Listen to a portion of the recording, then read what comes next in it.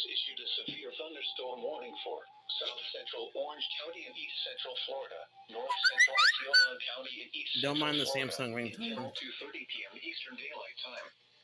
At 2 p.m. Eastern Daylight Time, a severe thunderstorm was located over Kissimmee, moving southeast at 15 miles per hour. Hazard, 60 miles per hour wind gusts and penny-size hail. Source, radar indicated. Impact, expects damage to roofs, siding, and trees. Locations impacted include Orlando, Kissimmee, Westlake Tahoe, Intersection City, and Buenaventura Lakes. For your protection, move to an interior room on the lowest floor of a building.